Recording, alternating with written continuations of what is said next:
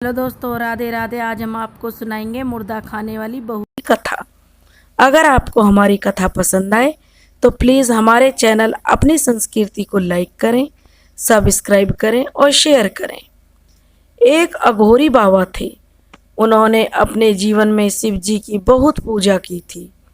हम लोगों का तो परिवार है, हम लोग तो गृहस्थ होते हुए भी भगवान की पूजा करते हैं और हमें अपने परिवार से भी बहुत प्यार होता है। लेकिन जो अघोरी होते हैं वे सिर्फ और सिर्फ भगवान शिव को ही मानते हैं, उनकी ही भक्ति में लीन रहते हैं। जो अघोरी बाबा थे अब उनकी उम्र हो चुकी थी। उन्होंने अपने जीवन में बहुत सी सिद्धियां प्राप्त की थी, तो इसलिए वे चाहते थे कि जो उन्होंने अपने जीवन काल में भगवान शिव से सिद्धियां प्राप्त की थी उन्हें कोई सच्चा शंकर भक्त मिले तो उन सिद्धियों को उन्हें सौंप दे। ऐसे व्यक्ति की तलाश में अघोरी बाबा गांव गांव भटकने लगे, लेकिन उन्हें कोई भी इंसान ऐसा नहीं मिला जिसे वे अपनी सिद्धियां सौंप सकें। उन्होंने बहुत से लोगों की परीक्षा ली, लेकिन कोई भी उस परीक्षा में सफल नहीं हुआ। अब अघोरी बाबा बहुत परेशान हो गए। अब वे भगवान शिव से प्रार्थना करने लगे कि हे भोलेनाथ, मैंने जीवन भर आपकी तपस्या की है और आपके द्वारा प्रदान की गई सिद्धियों को मैं किसी योग्य इंसान को सौंपना चाहता हूँ। हे प्रभु, मुझे किसी सच्चे प्रभु भक्त से मिला दो। अब घूमते घूमते अघोरी बाबा एक और गांव में पहुंचे और एक घर के सामने आकर रुक गए। उन्होंने देखा कि एक 16-17 वर्ष की कन्या थी जो अभी स्नान करके आई थी। तो उन्होंने देखा कि उसके आंगन में एक तुलसी का पौधा था और उसके पास में ही एक भोलेनाथ की शिवलिंग था। वह उसकी पूजा कर रही थी। जो वह कन्या थी बहुत ही श्रद्धा पूर्वक पूजा कर रही थी। फिर वह पूजा करने के बाद उसने घर के बाहर 2-4 कुत्ते जो खड़े थे उनको रोटी डाली और उसके आंगन में और छत पर कुछ पक्षी भी थे जिन्हें वह दाना डालती है। और आंगन में एक गौ माता बंधी हुई थी जिसे वह चारा खिलाती है। उसके बाद वह भोजन करती है। उसको ऐसा करते हुए देख अघोरी बाबा खड़े होकर वहीं उसकी जो बड़े प्रसन्न मन से उसे देखने लगे। अब अघोरी बाबा मन ही मन बहुत प्रसन्न हुए और भोलेनाथ को धन्यवाद देते हैं कि अब उनकी तलाश पूरी हो चुकी है। उस कन्या को देखकर अघोरी बाबा सोचते हैं कि यह कन्या गांव में रहकर भी सात्विक जीवन जी रही है, उसमें कोई बनावटीपन नहीं था। भोलेनाथ के प्रति उसकी श्रद्धा दिखाई दे रही थी कि कितनी अपार श्रद्धा थी। अब अघोरी बाबा उस कन्या का इंतजार करने लगते हैं कि कब वह कन्या घर के बाहर आएगी। अघोरी बाबा उस कन्या के द्वार पर बैठ जाते हैं और अपने तपोबल से जान लेते हैं कि उसके परिवार में कौन कौन है। उस कन्या के परिवार में वह कन्या और एक उसकी माँ ही होती है।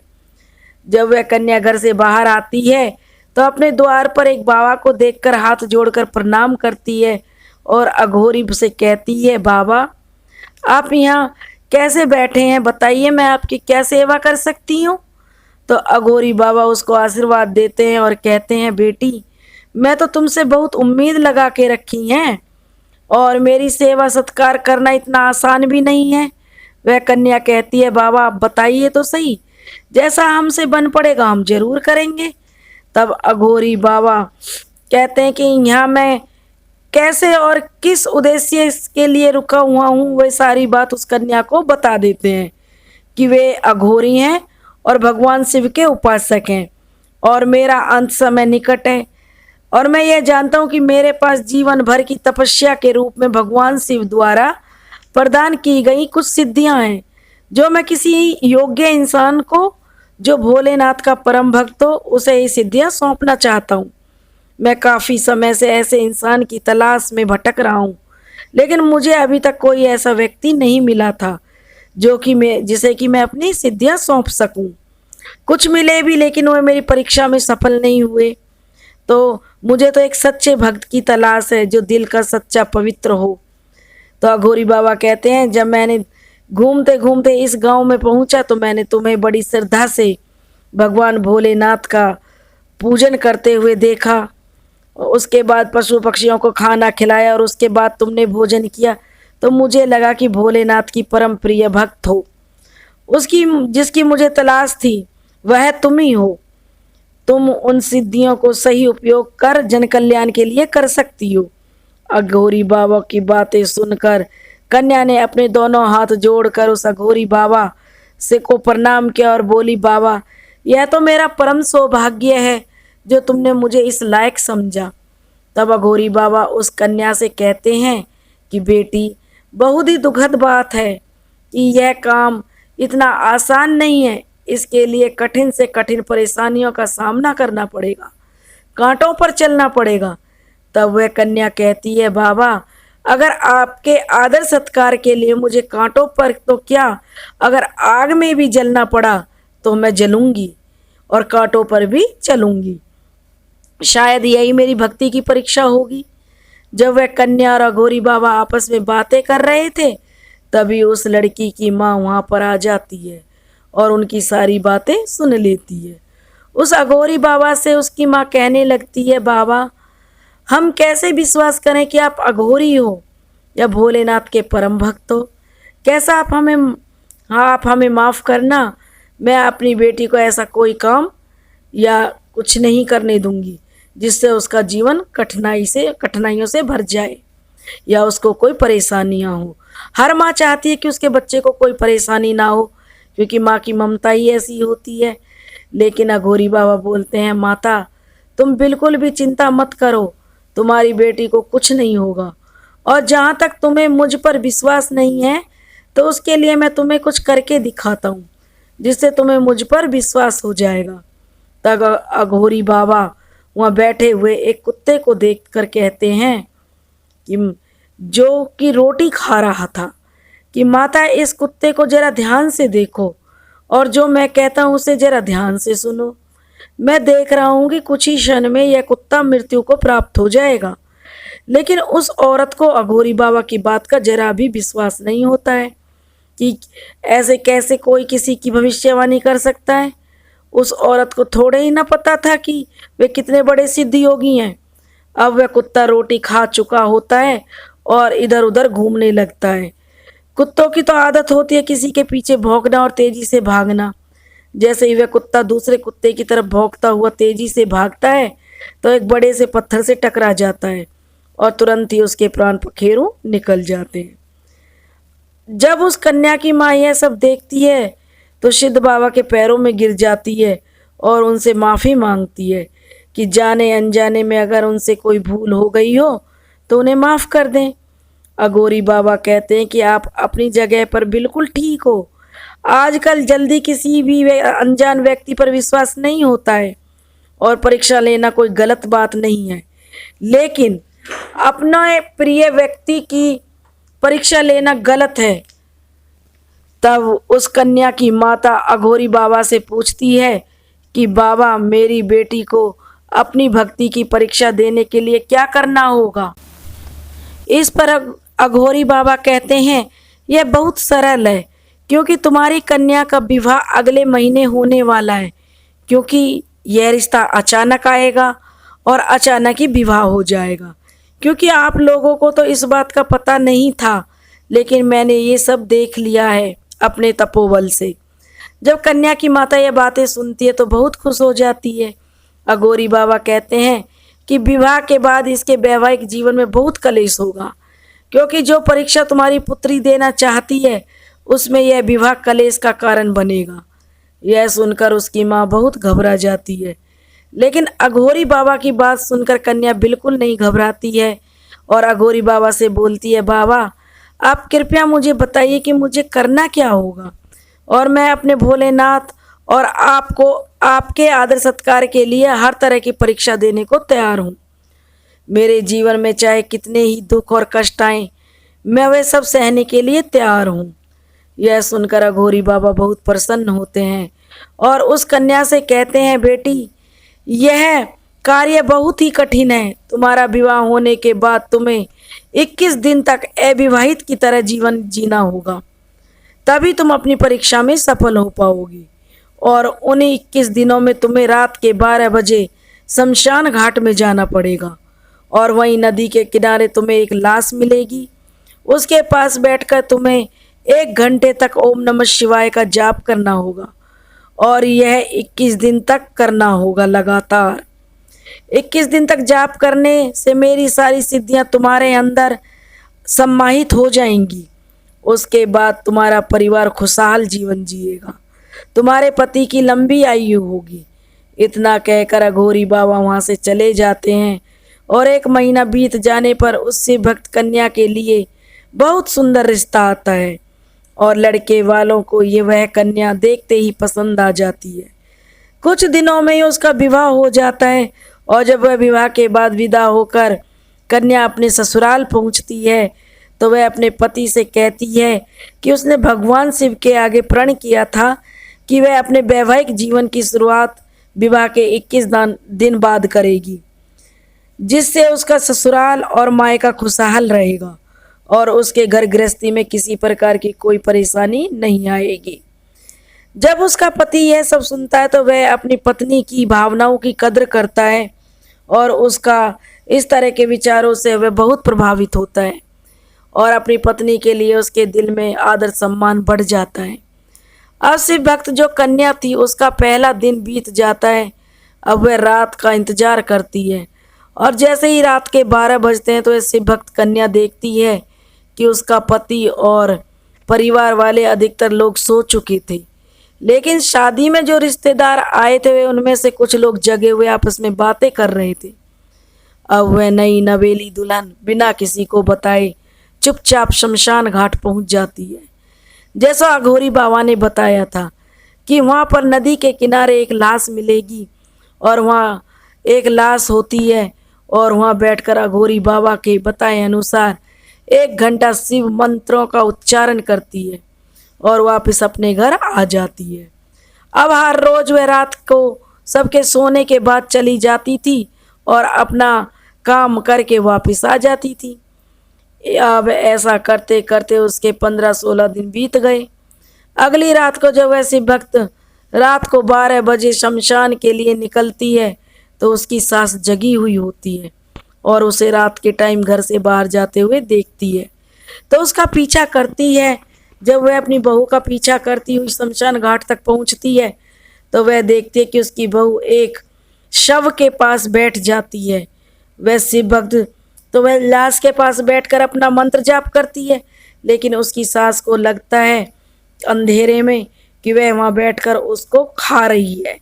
तो उसकी सास बहुत डर जाती है और वहाँ खड़ी होकर अपनी बहू का इंतजार करती है, लेकिन उसकी बहू तो 1 घंटे बाद ही आती है। जब शिव भक्त दुल्हन अपने घर आती है तो उसकी सास भी उसके पीछे पीछे चुपचाप घर आ जाती है, इंतजार करती है, क्योंकि उसकी आंखों में तो दूर दूर तक नींद का है। अब सुबह होती है तो जो शिव भक्त बहू थी वह तो बहुओं वाले सारे कामों में लग जाती है, नहा धोकर भगवान शिव की पूजा पाठ करती है, क्योंकि वह तो इस बात से अनजान थी कि रात को उसकी सासू माँ ने सब देख लिया है और उसकी नज़रों में वह एक डायन चुड़ैल न जाने क्या क्या बन गई थी। और जब शिव भक्त बहू का पति सुबह सोकर उठता है तो अपनी माँ के पास जाता है तो उसकी माँ उसको बताती है कि तुझे कुछ पता भी है, तेरी पत्नी रात को 12 बजे कहाँ जाती है, और उसे रात की सारी घटना बता देती है। तब उसका बेटा कहता, माँ आप क्या कह रही हो, ऐसा कैसे हो सकता है, यह तो यहीं थी, मेरे पास सो रही थी, जब भी मेरी आँख खुली है तो ये मेरे पास ही सोई हुई थी। फिर भी उसकी माँ उसे ताने मारती है कि जब वह एक एक करके सबको खा जाएगी तब तो विश्वास करेगा, मैंने उसे खुद मुर्दे को खाते हुए देखा है। तो उसका बेटा कहता है कि माँ क्या आपने सच में उसे मुर्दा खाते हुए देखा है। तब उसकी माँ कहती है कि रात का समय था, इतना तो मैंने देखा कि वह उसे खाने के लिए बैठी थी और 1 घंटे बाद वहाँ से उठकर घर चली आई। अब उसकी सास अपने बेटे से यह बातें कह रही थी तो उस शिव भक्त का बहू का जो ससुर था वह ये बातें सुन रहा था और अपनी पत्नी को डांटते हुए कहता है कि तुझे शर्म नहीं आती, अपनी इतनी अच्छी संस्कारी बहू पर इल्जाम लगाते हुए, और अपनी जो पत्नी को बहुत डांटता है। तो इस पर उसकी सास कहती है, अगर तुमको मेरी बात का विश्वास नहीं है तो रात को 12 बजे तुम खुद देख लेना अपनी पत्नी को और अपनी बहू को, कि क्या गुल खिलाती है शमशान घाट में, दूध का दूध और पानी का पानी हो जाएगा। अब जो शिव भक्त का पति था वह सोचने लगता है कि इतने दावे के साथ मेरी माँ कह रही है तो जरूर कोई बात है, नहीं तो वह अपनी बहू के बारे में ऐसा थोड़े ही बोलेगी। और उनके मन में भी शंका बैठ जाती है। कभी कभी वह सोचता है मेरी पत्नी कितनी शिव भक्ति करती है, भोलेनाथ की परम भक्त है, मैं क्यों माँ की बात मानूं और अपनी पत्नी पर शक करूं। फिर सोचता है कि मेरी माँ भी तो इतना बड़ा झूठ नहीं बोल सकती, आखिर मेरी माँ है। वह निर्णय करता है कि एक बार देखने में क्या हर्ज है, सच्चाई तो जो सामने आ ही जाएगी।